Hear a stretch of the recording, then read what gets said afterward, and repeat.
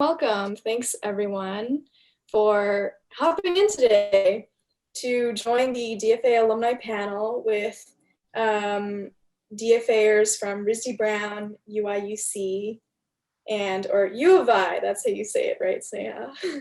I mean, either way. I always get that wrong. And CMU, so Sneha, Iyad, and Rohan. They're our lovely guests today who will share what they're up to now and how DFA influenced their path.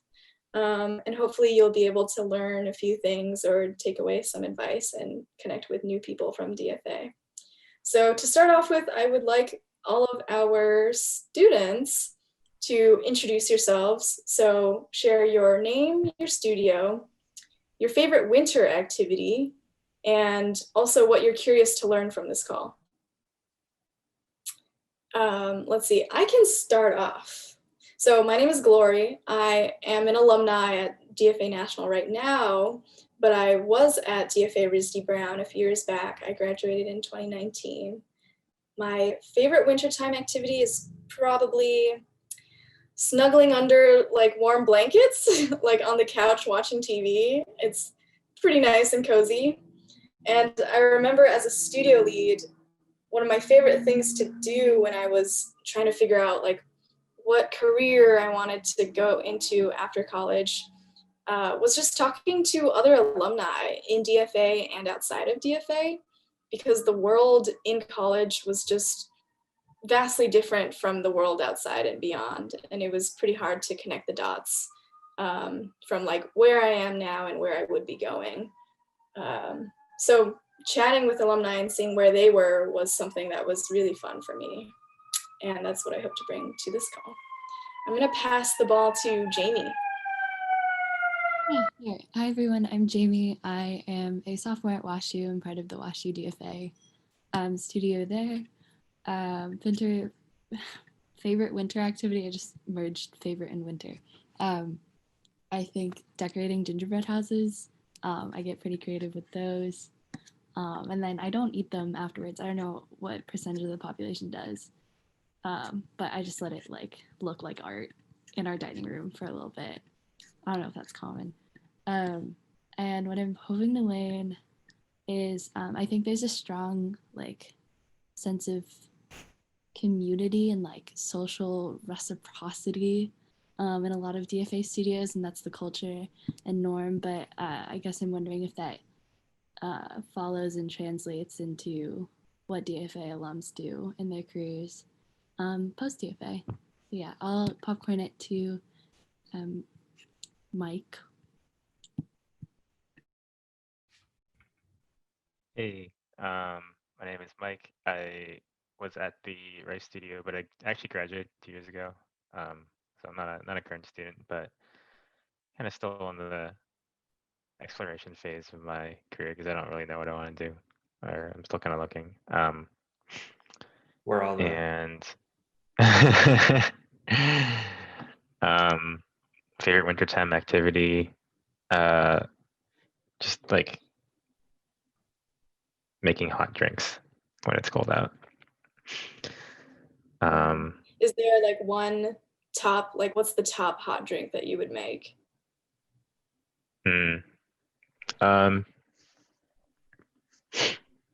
Like green tea or something. Maybe hot chocolate. Yum. Delicious. And yeah, just here to like listen from perspectives from other alums and see where people have taken their interests, and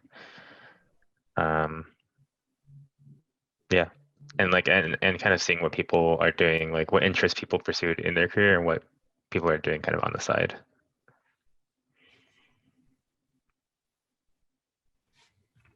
I'm supposed to pass it on to somebody. Jason or Drew now? Yeah.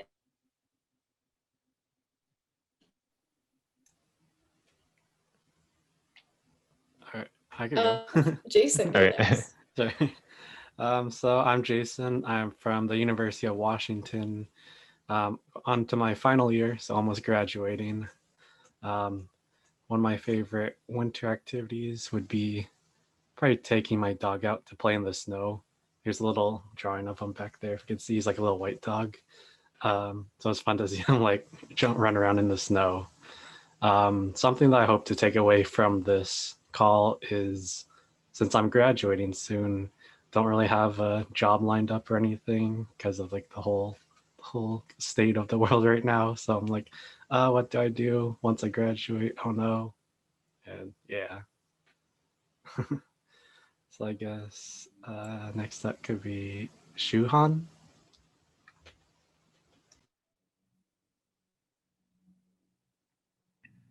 Hi, Hi.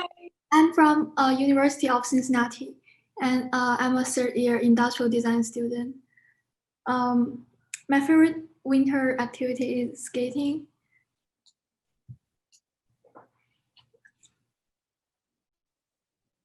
Awesome. And what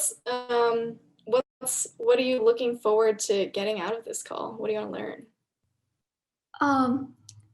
I just want to know what other students do after they graduate, from design programs. Cool. Yeah. I mean, yeah, that's why we're here today, so we can learn more about each other and, share our experiences, our trials and tribulations, both successes and failures, to help each other learn and grow. Also, I studied industrial design when I was at RISD, so if you have I'm not doing industrial design right now, but just as a point of reference, I know the trade. Okay, so I want today to be really conversational, so at any time, feel free to interrupt me or write questions in the chat, and I will be happy to pause the conversation and wrap you in so you can ask your questions. But I'm gonna start off with our panelists introducing themselves. So I would love if you can introduce your names, your pronouns, when you graduated, what you studied, and what you're doing now, just to start off with. We'll have Sneha go first. Hi, everyone. I'm Sneha. My pronouns are she, her, and I graduated from U of I this year in May, so May 2020. I double majored in cognitive psychology and economics, and I'm currently a design fellow at the Siebel Center for Design, which is part of the University of Illinois at Urbana-Champaign. And a lot of the projects I work on range from things like design strategy to UX design, and then research and writing research papers. And what does what is the mission of the Siebel Center of Design? So the mission is to basically teach, model, and practice human-centered design. So a lot of the work we do is trying to incorporate human-centered design into the different colleges. So we work with the College of Engineering a lot to incorporate human-centered design into their curriculum and offer more design-based projects. And we also work with the College of Medicine on campus, and we're trying to also work with other colleges that we haven't worked with yet. Cool. Rohan? You're on mute. Yeah, what's up? I'm Rohan. I graduated college in 2017. So it's been almost 3 years now. Oh wait, I think it's almost been 3. No, more than 3 years. I think so. And yeah, I went to Carnegie Mellon and studied computer science at Carnegie Mellon. So I actually don't have a design degree or traditional kind of design experience, but while I was at Carnegie Mellon, I actually, along with, I guess my co-founder at the time, we actually helped start the Carnegie Mellon chapter of Design for America. And as an engineer, I've always been kind of more product oriented, or generally like less interested in the technical side and more in kind of providing value to people. And I think that Design for America is really awesome as a framework for generally just thinking about how to actually find out what people need and then provide value to them. And also other reasons like social impact and things like that. but yeah, so that's kind of what got us interested in the first place. And right now I'm currently working on a startup that is very small. So it's just me and like 5 other people right now, but we've been working on it for about a year. So that's the current state of the world. And what's your startup about? Yeah, our startup is it's nothing too exciting, honestly, although I am like setting myself up poorly. But basically, we are like an enterprise kind of like business tool. So already you're still falling asleep. But basically, what we do is we enable companies that want to visualize data to their customers. We enable them to do that really quickly without needing to build out charts and visualizations within their own product. So it kind of allows people to quickly like communicate data to their customers. But we started out actually as like a restaurant recipe platform. So it's been a long journey since we started in like November. Yeah, that's a huge pivot. So interesting.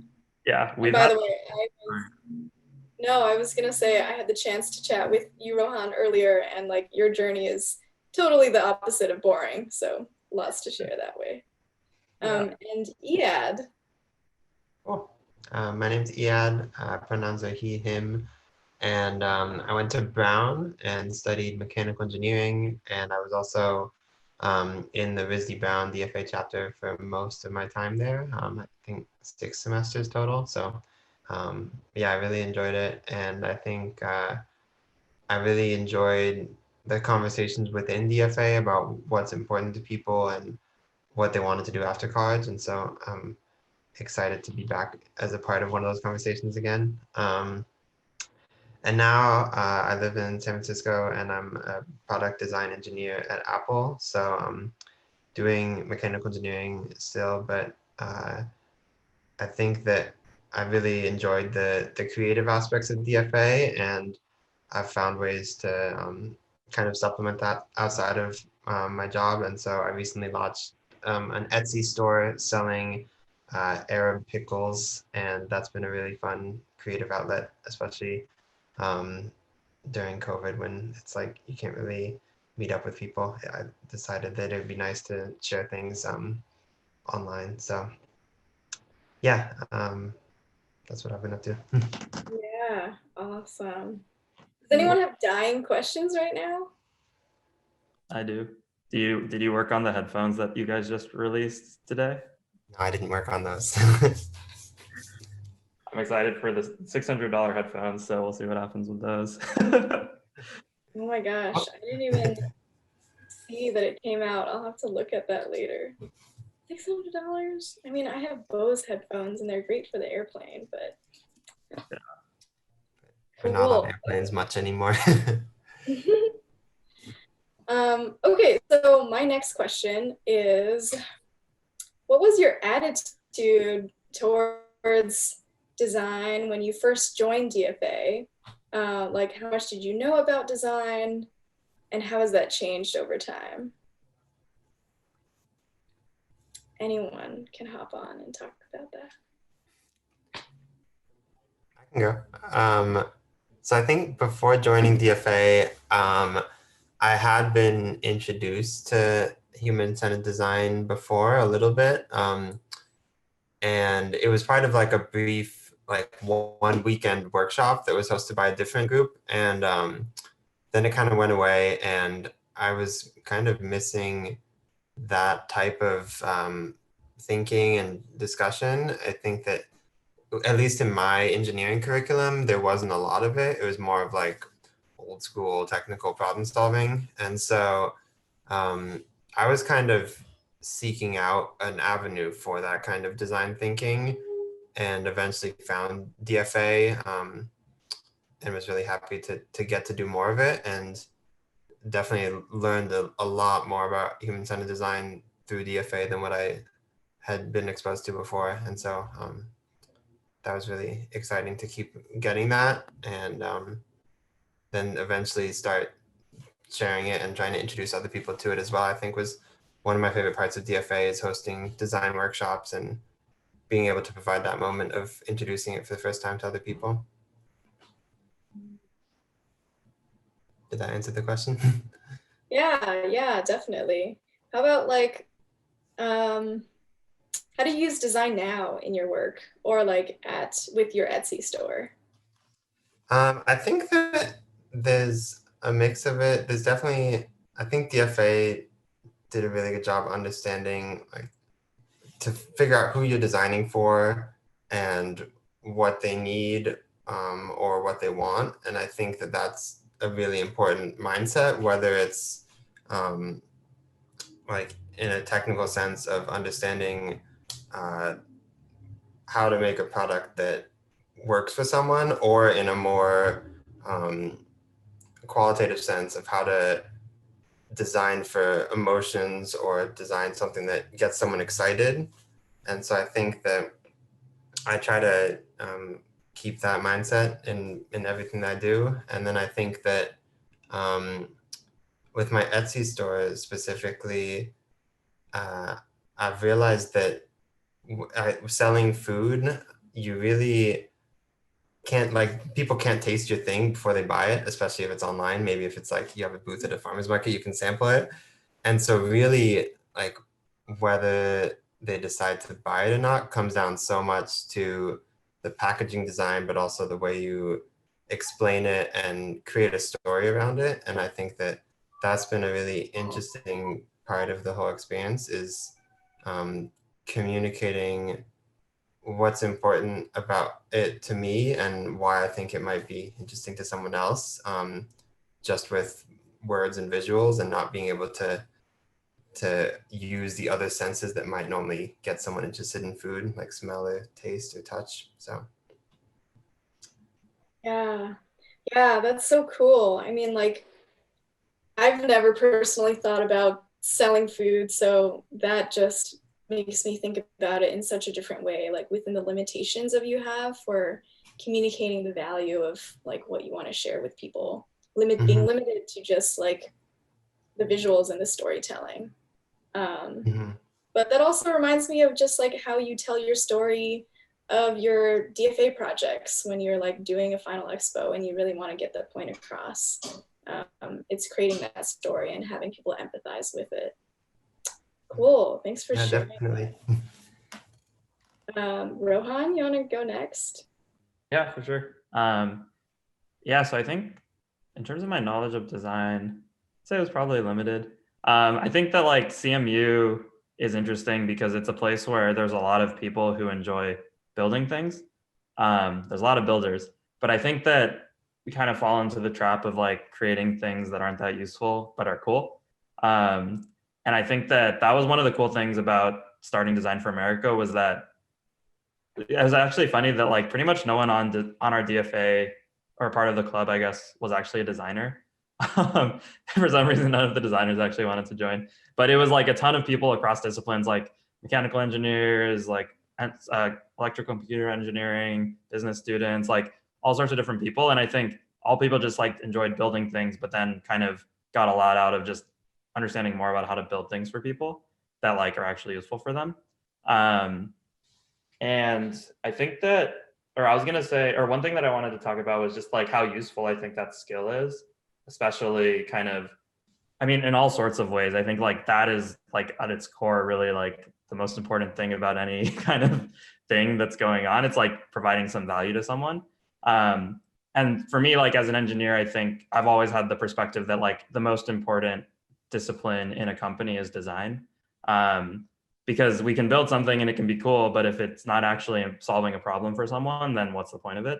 And I think that like, especially like, so when on my last job, I was at this place called the Chan Zuckerberg Initiative, which essentially was Mark Zuckerberg and Priscilla Chan, like this organization they created that was kind of, it's like kind of think about like the Gates Foundation, like a philanthropy, but then they use that money instead of just investing it in grants. They also, we have like product teams that are building products for the initiatives.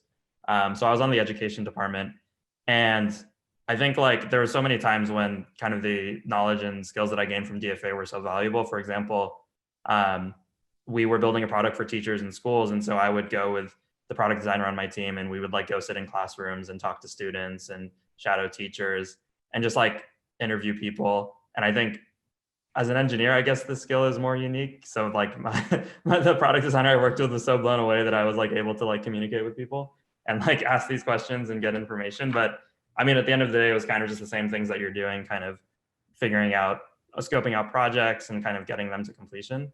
And then I think like that was supercharged when we started the company in November, because like I mentioned, we started out as a restaurant recipe platform. And even like when we were doing that, it's like all you're doing, like the beginning of a company, you're just talking to users, talking to potential customers, understanding like what are the pain points in their lives, like what do they need. Like I probably, before we kind of landed on what we were working on, I probably talked to like a couple hundred people about various different things. And we like iterated through like a bunch of different problems. And it was a lot of just like synthesizing and trying to come up with solutions and then like prototyping those, putting those in front of people. So I mean, there's like all these skills that I think are like really the key to, I think, starting a company, were like pretty much things that were happening while at DFA or while doing projects at DFA. So yeah, DFA is great. When you say you started your company in November, you mean like this November, like a month ago? Oh wow, yeah. I guess it's been more than a year, so it no longer is just that it was last November. So it was not just November, but for the That sounded like a lot for 1 month. Oh yeah, no. Well, it still has been a lot for 1 year, but yeah, no. So it's been about a year and a month, I guess. Yeah, what an awesome story. I love the part where you talk about your like product engineer partner just being blown away at your skills for like being able to hold conversations with people, because like, yes, building things is so important, but it also is inextricable from all of the other things, like talking to people and like communicating your needs and like understanding other people's needs. Also, Jamie, so you asked if I know Vivian. Vivian's like one of my closest friends from CZI. Like I actually just went on a trip with her to Santa Barbara like a few weeks ago. No, that's actually, sorry. Like I think we know someone mutually, but like she's a really close family friend of mine. Like her mom's like, and yeah, I know it's a long story. But. That's cool. Well, we can talk about it more later. But oh my gosh. Yeah, I mean, one other thing I'll say about CZI was that because like I know a few of you mentioned just like trying to figure out what you want to do, and I think that like I was also, when I graduated, kind of not really sure. I mean, everyone is like still not really sure what I'm doing or what I want to do. Like that's just kind of a constant thing. No one really ever figures it out, I think. But one thing that I really valued from DFA was just like being able to work on like social impact projects. And I think that really influenced, that was one of the reasons I wanted to do like spread it at CMU, was just to like get more people exposed to that, because I think that that's really awesome. And I think people don't really think of that as something they can do after college. And I know for me, it was like kind of a interesting journey when I was looking for full-time jobs, trying to figure out what are the ways that I could work on social impact as an engineer, like, or in industry. And so the first place I actually went to go was this company called Palantir. And like the way that I was thinking about it there was that it's like kind of a working in the government. And that's like one way. I think a lot of, I mean, obviously really important work happens in the government. And that was like an interesting journey. And also now that I've learned about a ton of other ways. So for example, there's companies like Code for America, or like even like things, there's like just a lot of different companies that are like adjacent to the government that I think are really good opportunities for like social impact and design thinking. But then when I went to CZI, I think that was kind of the epitome of like being able to work in like a fully like socially driven company that had no like, because it was a philanthropy, there was no kind of bottom line to answer to. So we could actually like focus on the issues and like not really worry about trying to make money. So yeah, I guess like long story short was that I think it is like if like social impact is something that you value a lot from DFA, I think there are a lot of opportunities that like afford that. But I feel like it's hard to find them. So you do have to kind of look a little harder. Wait, I actually have a question about that. I don't know if this is a misconception about philanthropy, but was the bottomless pit of money kind of a constraint in its own way of like prioritizing problems, like figuring out what was important? Yeah, that's like a really interesting question, because it's interesting that, so the businesses work because they, at the end of the day, have to make money. And so all your decision making is like, how do we make more money? And so then that makes it really easy to like prioritize things. The real problem with philanthropy, I think, is that it's, well, specifically in education, the problem is that you don't know what to measure. and you don't have good ways of measuring it. So you don't know if what you're doing is working. So like we were building technology and programs to help schools implement like this thing called personalized whole child education. And we didn't have we were ahead of the metrics in the field in the sense there was no way we could measure our outcomes because our outcomes were not standardized test scores. And so part of the team was actually developing and doing research on like what are metrics, but at the same time, it was hard for us in the meanwhile to really prioritize because but I wouldn't necessarily say that boils down to like the money. It's more just like the nature of working in areas where there's like not just like a black or white, like did we profit or lose money? That's interesting. Yeah. Cool. And Sneha, your perspective on design and how that has changed. Yeah, so when I first joined DFA, I really didn't know a whole lot about like design in general. Like I think I kind of fell into that trap of like when I heard the term design, I thought it was graphic design or visual design, but it was hearing the term human-centered design that made me want to apply to DFA. And I think just like learning about that whole process of human-centered design was something that like helped me kind of make my decisions on like what I wanted to do career-wise, because I saw how it could be applied to so many different areas like accessibility. And then even like with the Siebel Center for Design, we did something with like the veterinary school on campus, and it was really cool to like go through this. We called it Puppy Hack, where we were like applying like human-centered design to like how to like alleviate like the stress of having a dog with anxiety. And we had a lot of like vet school students work with us, and they were like, oh, this is so neat. Like I can use human-centered design when I'm a vet, when I have to figure out like how to treat my patient. And I just thought that was really exciting that there's just so many different spaces that you can apply human-centered design to. And I feel like if I hadn't joined DFA, I feel like I'd have a very narrow idea of what I wanted to do.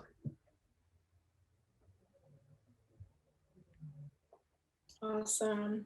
So I feel like that's a really good segue for the next question I have, which is like, as a senior in college, what were your career goals? What did you want to do? And how does that compare or contrast to what you're doing now? I was just a college senior, so I know Jason mentioned that he is a little bit stressed about finding a job right after graduation. I totally understand that. I'll admit it, I had moments where I had breakdowns because I was so nervous about finding a job post-graduation. And I think the important thing to remember is to like take care of yourself, and also know that there's more than one way to get to where you want to go. Like, for example, I felt like this pressure where I was like, okay, I have to have this full-time permanent position as a UX researcher, design strategist when I graduate. But I feel like it's really common in the design field to like do things like fellowships and internships before you get like that permanent position. Like I had a friend who she interned at like BP as like a UX design intern, and she did that like post-graduation as well. And like just last month she got converted to being full-time. So yeah, just like remember that there's more than one way to get somewhere, and like really take care of your mental health, because that's so important, because I know job searching can be really draining and like difficult.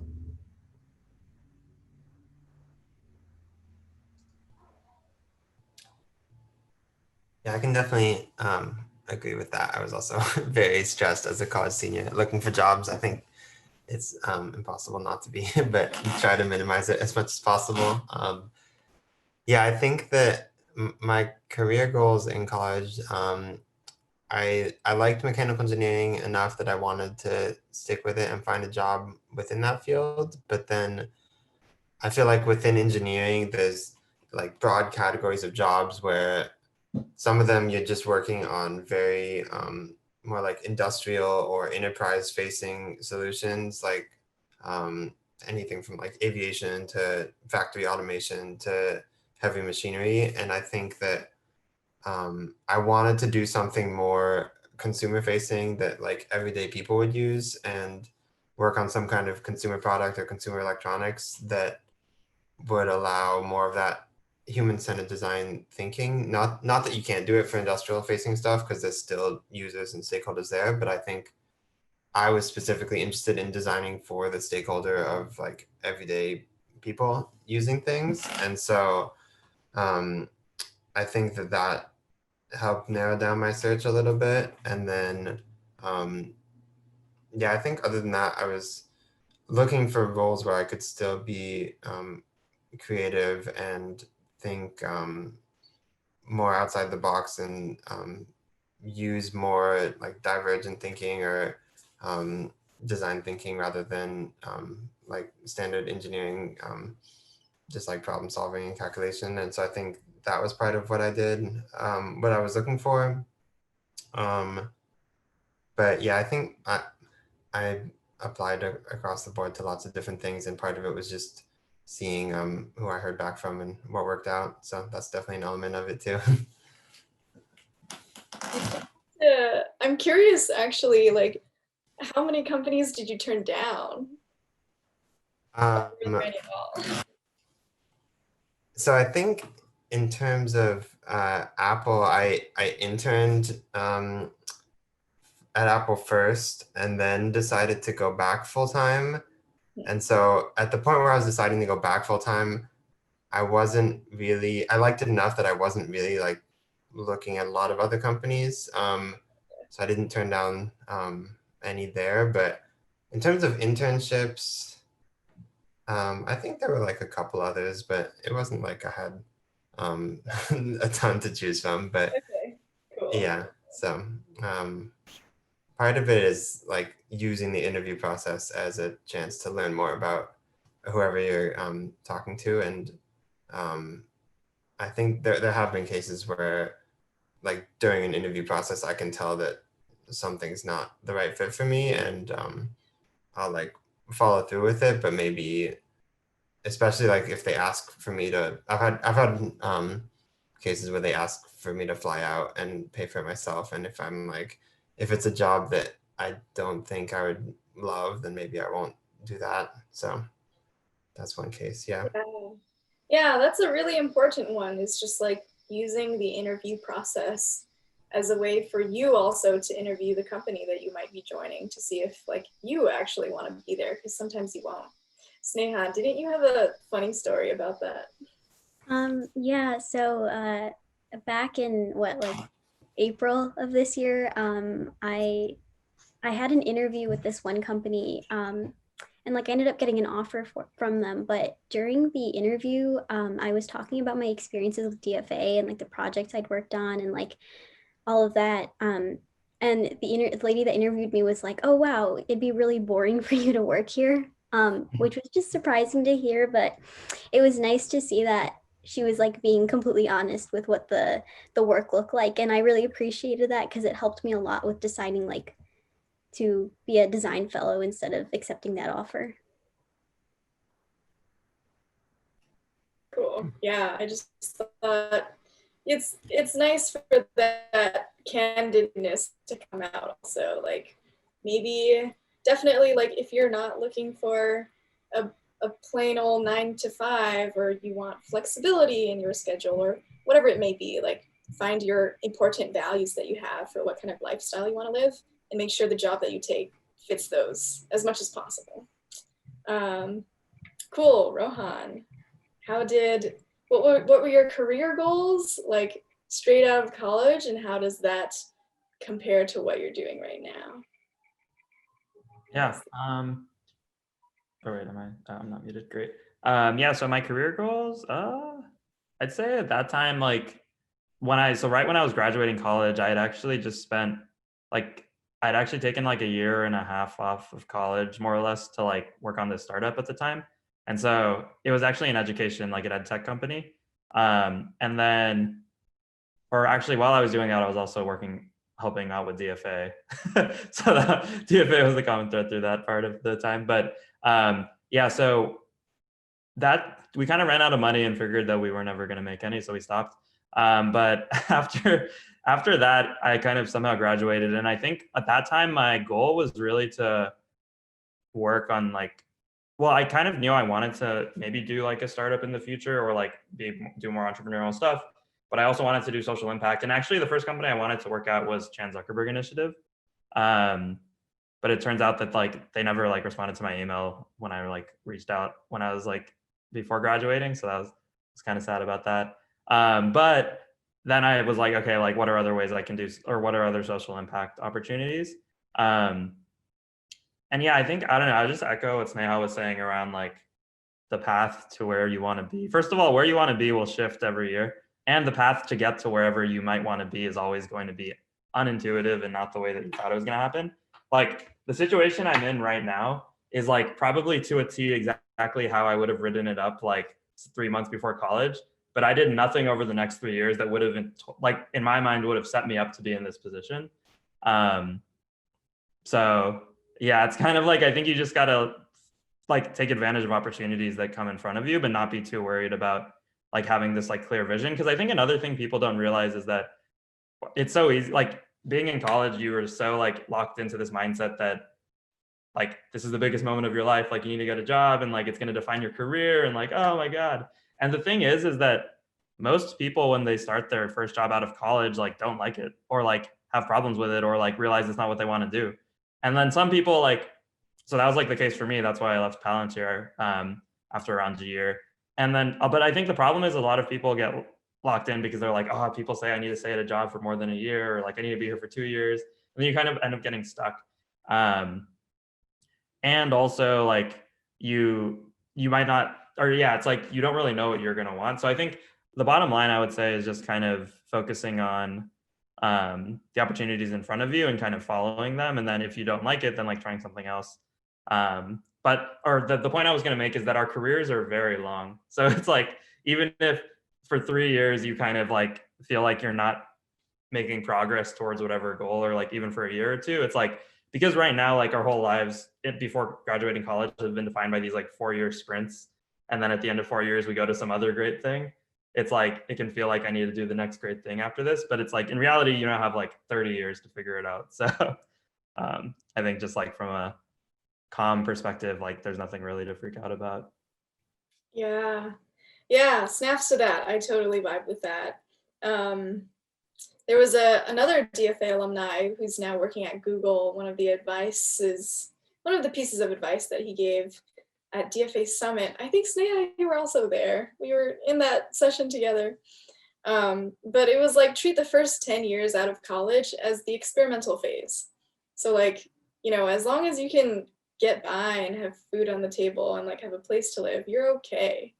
And like take this time to actually explore what you want to do and what you're passionate about. Because if you do what you're passionate about, you'll do really great at it and you'll shine and surpass everyone else.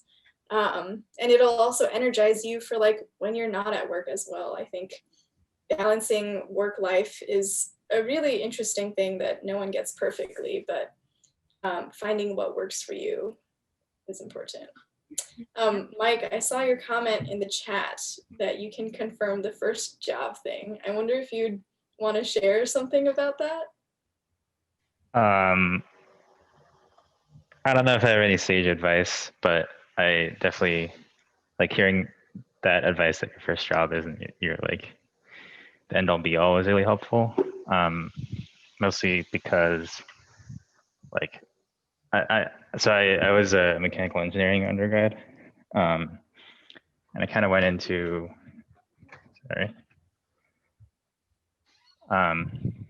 moving back into my room. I went into the very industrial side of things instead of the very product side of things, kind of like we were talking about earlier. And I realized that I didn't like that aspect of it. And anyways, now I'm like thinking about totally like changing my field. I'm like applying to urban planning grad school. Going to try something else, but I think like for a long time I thought that like I was like, oh shit, like I already started this, then I have to continue down the logical path of this first job. Like that not doing so would be like a waste of the 2 years I've been at this job. But like, I guess it was helpful to know that I don't want to do that. Like now I'm not worried if that was something that I didn't do and maybe I would enjoy. Yeah. But yeah, I guess if I have a question, it's like the thing that I'm struggling with right now is like how to determine if you'll like another job without trying to without actually just doing the job. Which is kind of I've kind of realized there isn't really a way, but I don't know what like what are the small steps you can take before taking a big step. Good question. Iyad or Rohan, you have anything to share about that? Yeah, that is a good question. I think, yeah, it's kind of tough because in college you can kind of, I feel like, bounce around a little bit more and do like short internships or things like that. And then it's like after college, it's expected that it's more of the big jumps. But I think, yeah, I guess it depends like what kind of job you're talking about, that if it's like urban planning or something, what you're trying to switch to. I guess looking for ways to do that aren't necessarily a full-time job, whether it's like a community organization that does that kind of work, or something like that. Yeah, I don't know. I think about that too, so I don't really have a great answer. Yeah. I don't have like specifics to share. I feel like what I'm going to say is pretty vague, but for me, just like really getting to know the people that you're going to be working with. So before, like I was applying to be a fellow at DFA National, but a big part of that process was just like setting up one-on-ones with Kelly and Irfan and talking to other past people who have worked at DFA to find out like what exactly do you do in your job? What do you love about it? What do you hate about it? And that's sort of a process. It's kind of like a networking process also when you're in the job hunt, to like talk to people and learn about what they do at their company if it's in a similar field as what you're trying to get into. And it can be used as sort of a reference point. Yeah. Mm-hmm.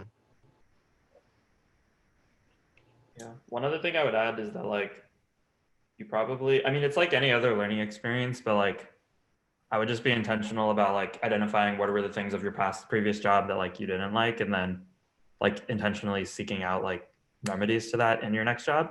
I think that at the end of the day, like, I mean, there are ways to kind of like reduce the risk, right? Like talking to people and like understanding better. But at the end of the day, there is always going to be a risk that it's also something you don't like. But it should at least be that you're facing new problems and not the same ones.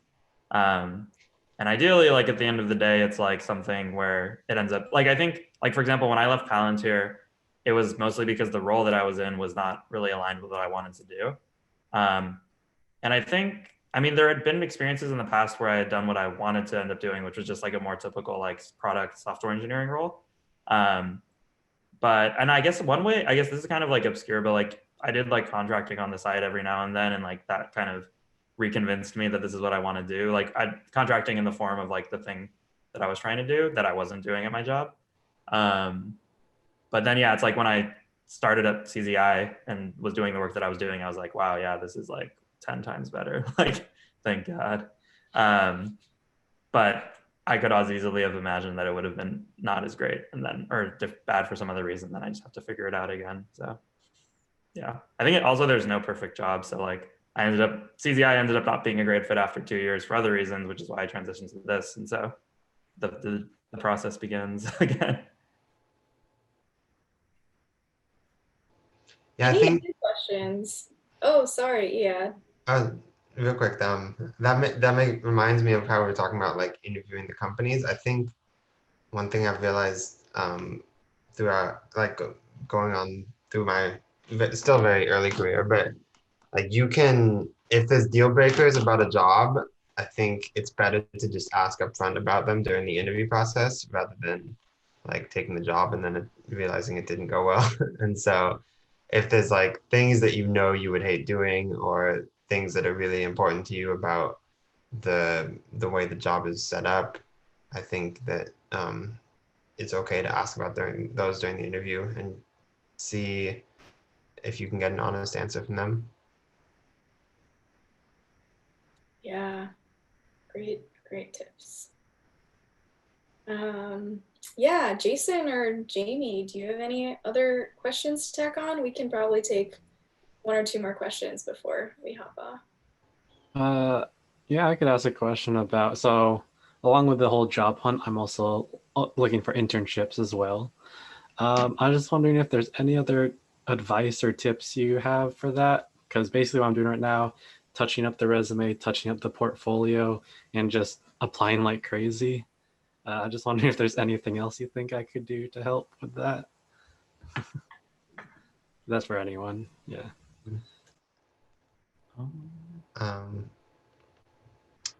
Yeah, I think that definitely having a portfolio is something that makes a big difference. I think within DFA, I feel like most people do, but it was surprising to me, like among the general college population, that a lot of people, even among like people in design adjacent fields, how many didn't have it. So I think that already gives you an advantage. I think that like finding people in jobs or fields that you'd be interested in, even if it's on like Facebook or LinkedIn, and asking them if they can talk with you about the job, I think tends to work a good amount of the time. Even if they don't have a job position for you, they could know someone who does, or just give you general advice.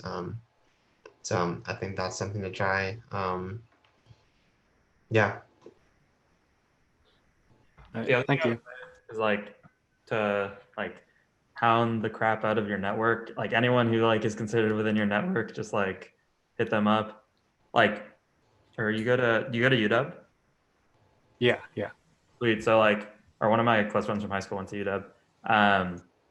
But yeah, it's like just if someone at a company that you work at like went to UW, then be like, hey, and like apply on the website and reach out and like see if they can bump your application. Or I don't know. I feel like it's kind of just like hustling in every way possible. Like I think that at the end of the day, like a lot of the reasons people do or don't get jobs is a lot more like random and unfortunately, or like it's kind of like if you just know someone who might happen to talk to the recruiter or something, or you know what I mean? It like, and like these little things here and there really make a big difference. Like being on both sides of recruiting, it's like can confirm. So I think that like honestly just reaching out to people and goes a long way. I think that like are at places that you're applying to. And also one other thought actually, sorry, is I was applying to this other company once and I applied to the website and then I reached out to the recruiter on LinkedIn. And then the recruiter like instantly responded and like said, because, or was basically like, I responded because you reached out on LinkedIn and then I saw your application. And like, that was like enough data points for her to like, be like, okay, I'll respond. Or, you know what I mean? So it's like just random stuff. Mm-hmm. Yeah, I totally agree with Rohan Iyad about that. Like you definitely want to like what I did at least was I like the summer of 2019, like the summer right before I graduated, or not right before, but like a year before I graduated, I went on LinkedIn and I reached out to like a ton of like UX researchers. I think I like messaged maybe like 15 people, and of those 15, like one person responded and he was like super excited about like my interest in UX research and everything. And then like a few months into senior year, he like messaged me and he was like, oh yeah, there's this open position and I thought you would be a good fit for it. So like don't even feel pressured to like necessarily ask for a job or anything right now. Just talk to them, show them how like interested you are in that like particular position, and like they'll remember you when there's an opening.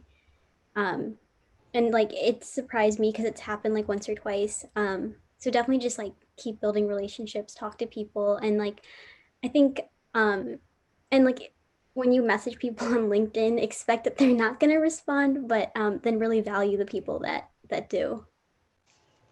Mm-hmm. Thanks. I love that sage advice so much of like reaching out, but don't be afraid of like rejection per se. It's okay if they don't respond to you. People have busy timelines, but the people that do respond will be the ones that you do really care about and will invest more and like be interested in their work, and they're also just as interested in hearing about your work as well. Yeah. Thank you. I guess if anyone has any job opportunities, hit me up.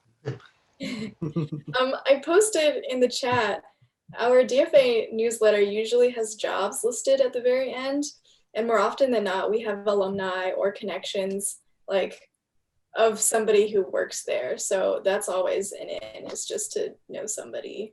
And you can tap into the DFA network. So that is that. Yeah, fun story. I actually got my first Apple interview through DFA. I was working on a national project with Chrysler, and then part of the project, it was pretty cool, was Chrysler flew us out to present at their headquarters, and then I was talking to a guy from DFA UCLA, and I had I barely knew him, but I guess he was interning at Apple at the time, and so he took my resume and passed it on. And so I think that the people that you ask for favors, sometimes it's someone that you're close to and have an existing relationship, and sometimes it's someone you just met and they can do you a big favor too. So it's all about finding the right chance. One thing I'm wondering is, normally I would say career fairs are a huge thing. Are colleges doing that virtually, or how's that working? I was helping recruit at them for my company. They're all virtual right now. They're all basically giant Zoom sessions, or you sign up for a one-on-one. So it actually is better in some ways because you get guaranteed 10 minutes at someone. So if you can make an impression on someone in those 10 minutes, that's easier than trying to wait in line and and stuff. But it is a little weird because it's just I don't know. I as the person on the recruiting side, I had 4 hours of straight, just 10-minute sessions, just sitting through, and it's just really rough. So there is that Zoom fatigue part of it, but I think it's still useful, even without the human element. Nice. Okay, well, we only have a couple minutes left, so I think we can close it here, but the thing is, it's not going to end. You're all going to stay in touch, right? So you can connect, with the alumni and students, whoever you want. Connect on LinkedIn, like Sneha did. Connect on Slack. It's okay to stalk people if it's for professional purposes. And then there's one last thing that I wanted to share is this alumni postcard exchange. So that link is really ugly, but the link to the alumni postcard exchange, I think Leah started this, and it's like a New Year exchange. So just a fun way to stay in touch with the DFA network in a more intimate, fun, physical setting that doesn't have to be a Zoom call. So sign up for that if you want to send and receive a postcard. Yeah, and have a great winter break. Don't stress out about jobs. Things will fall in place. You'll find out sooner or later. Thanks, Glory. Awesome. So yeah, thank you so much, Sneha, Rohan, and Iad, for taking the time out of your day to share your stories and lots of sage advice for the DFAers here. This call is recorded and will most likely be uploaded to YouTube and shared with the DFA network more broadly in our newsletter. So yeah. Okay. Cool. Have a good rest of your day. Thank you so much. Thanks, everyone. Yeah. Happy holidays.